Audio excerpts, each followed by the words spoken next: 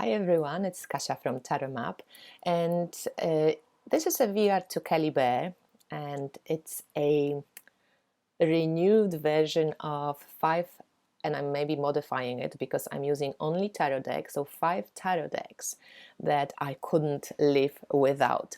So I looked at my previous video, which I link below in the description box, you can watch it, and in 2017 I think it was, 2016 even. Wow.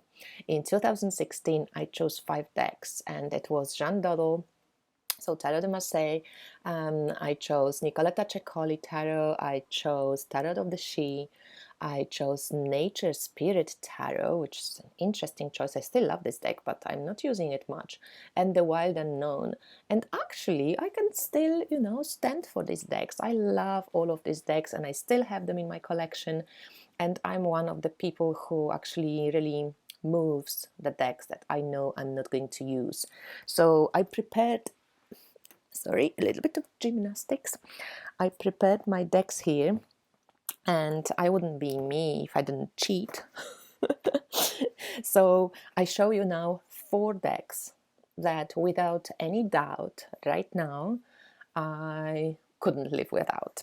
So the first deck that I just picked without any whatsoever doubt, and this is for Kelly Bear. Look, Kelly Bear, I have the same bag. So my first deck that I don't want to live without is Tarot Ozarks by Prani Krum, and it's a Tarot de Marseille that she repainted in this amazing kind of traditional yet artistic and free flow style. I just keep using this deck all the time. I love it. It looks so beautiful together. The color palette is amazing, and it's Tarot de Marseille, which I still love, even though I'm sold on all sorts of systems and tarot and divination systems that I'm not sticking with one. It's just not my way.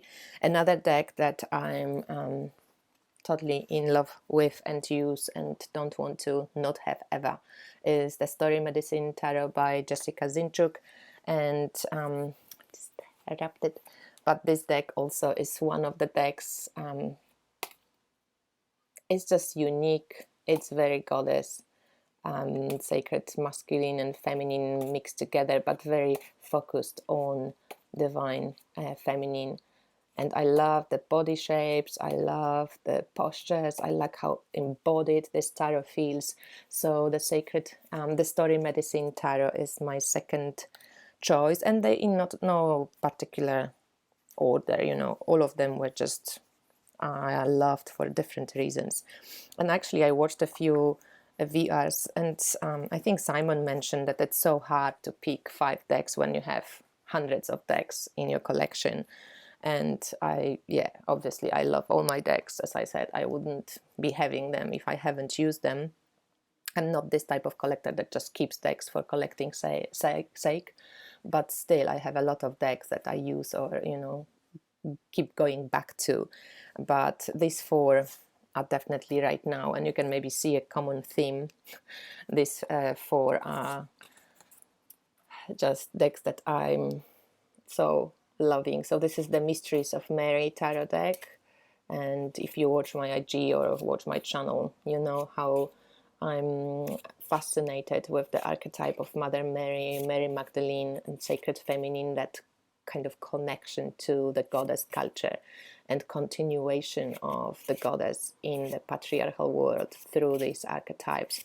So this deck is amazing, made by Etienne Grobler, aka the French Madonna on Instagram. You can see the reviews of all these decks on my channel. And then the 4th one is Spolia Tarot, by Jessa Crispin, and artwork is by Jen May. I just love this deck. So this is a more than a 78 card deck, because it has also the zodiac signs added to it. Like you have sign, card for Scorpio and all the zodiac signs, and also the elemental cards. But I just love reading with it. It's collagey, but it's so smart, and it's just, you know, pure Rider-Waite-Smith kind of thing. I mean, not pure because it looks differently, but it's based on Rider-Waite-Smith. So if you know Rider-Waite-Smith system, it's easy to read with this deck. But the artwork is just modern, it's fresh, it's crispy. I love it. So Spolia Tarot is the fourth one, and then there came time to pick the fifth deck, and that was a bit dramatic. Because first of all, I decided for myself the criteria, one of the criteria will be that I keep using these decks right now. And because I'm in this kind of sacred feminine masculine unity vibe,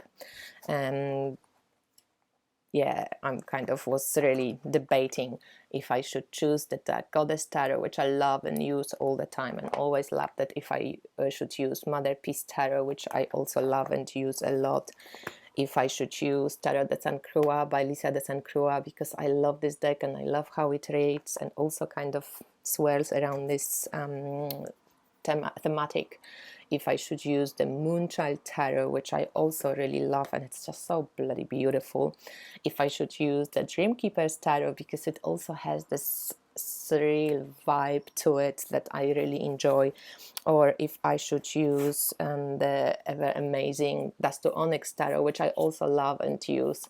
And so which one of these would you choose, guys? What's your favorite out of those? I was not able to pick. So I don't know, maybe for the art's sake I would go with Dust to Onyx, but then all the other ones are very important to me as well, and I think I would be fucking sad if I had to let go of any of those. So I think the honorable mentions for all of those, the Moonchild, the Dreamkeepers, Tarot de Sainte Croix, Mother Peace Tarot, and the Goddess Tarot, these are definitely, these belong to my favorite top decks ever. So I hope it was fulfilling to at least know 4 of the decks that I didn't have any doubt about. And then, you know, just couldn't just pick the last one properly, but I hope you enjoyed it nevertheless, and I'm excited about those VRs. So thanks Kelly Bear for renewing the tag. I haven't done a VR for ages. It was fun to do. I love talking decks, and I will speak to you soon, guys. Bye.